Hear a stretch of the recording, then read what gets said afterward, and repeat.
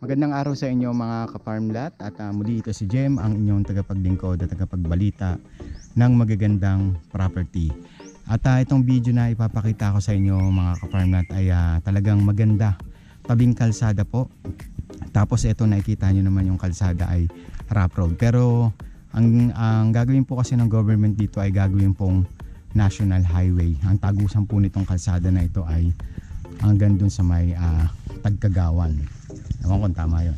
Tapos of course merong linya ng kuryente. Ayan yung poste. At dito rin magsisimula yung property. Yung frontage naman ito hanggang doon ay umaabot po ng 150 meters. So ito yung property na sinasabi ko, tabing kalsada. Yan. So papasukin natin ito mga ka-farmlat para at least makita ninyo yung ganda ng property. Kita nyo may kuryente. Then yung etong nakikita ninyong dalawang bahay po na yan, kasama po yan sa lote or sa farm. Then yung malaking tangke ng tubig, ayan po yung imbakan nila dito. Yan, pwede nyo rin gawing business yan mga ka-farmlat, kasi unang una pwede kayo mag-supply sa kanila dito ng tubig galing dito.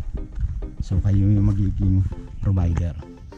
Then ito po yung itsura ng lupa.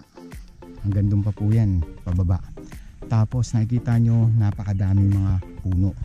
Katulad po nitong nyog. Yung nyog po dito mga ka-farm na tumaabot po sa 500 pieces na puno ng nyog o yung coconut trees po ano. Then yan, nakikita nyo, lapitan ko, merong saging, ayan. Then may mangga rin po, ayan yung puno na yan. Tapos meron din pong mga star apple o kayumito, yan. Meron din pong mga tanim dito na gemelina, pati mahogany, kalamansi, meron din po dito sa area po na ito mga ka-farmland. Then pag-usapan naman natin yung layo, no? From Manila hanggang dito sa Lopez, Quezon ay sabihin na natin ay umaabot ng 5 hours ang biyahe. So ito, bababa ako ng kaunti pa mga ka-farmland.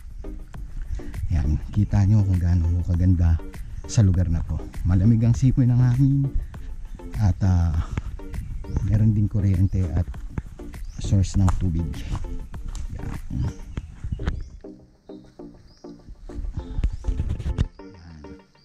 Ganun po yan. Yung itsura po kasi ng lupa na to, pa slope siya, hindi naman siya sobrang taas, kayang kaya. Then yung kinikita po kasi dito ng mga nagkokopra dito, kapag oras po ng koprahan ay umaabot po ng 15,000 po. Ayun po yung sabi nila sa amin. Ayan. At pag-usapan na po natin mga ka-farmlat kung ilan ang total area nito. Nasa 2 hectares po ito mga ka-farmlat, TCT title at sa halagang 2.5 million. TCT title, halaga 2.5 million, 2 hectares. Ayan po. Then napaka dami ng mga nakatanim dito sa area na ito. At sabi rin po ng mga trust dito ay sa baba po nito ay may sariling sapa. Yan, may sariling sapa. So pwede kayong maglagay dito ng inyong fish pond o kaya naman gawin yung source ng tubig. Actually may tangke naman po na malaki kanina, nakita nyo. Tapos ayun, may bahay. Ayan. So medyo siguro konting linis lang ito mga ka-farmland. Napakaganda ng lugar po na ito. Then honest nga po ako sa inyo, yung kalsada talaga dito is rough road pa.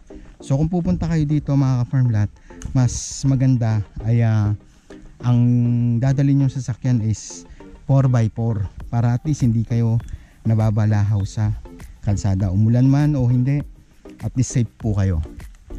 Ayan po ang itsura mga ka-farmland. Hanggang doon pa yan, doon, yan, paaganda po dito. Ayun po mga ka-farmland. At kung gusto po ninyo ng tripping or karagdagang impormasyon, tumawag lang po kayo sa mga numerong naka-flash dyan sa inyong mga screen at mag-set po tayo ng tripping. Once again, ito si Jem, ang inyong tagapaglingkod at tagapagbalita ng magagandang property mula po sa Lopez, Quezon. Maraming salamat po sa inyo. Have a nice day. Ingat po kayong palagi mga ka-farm lot.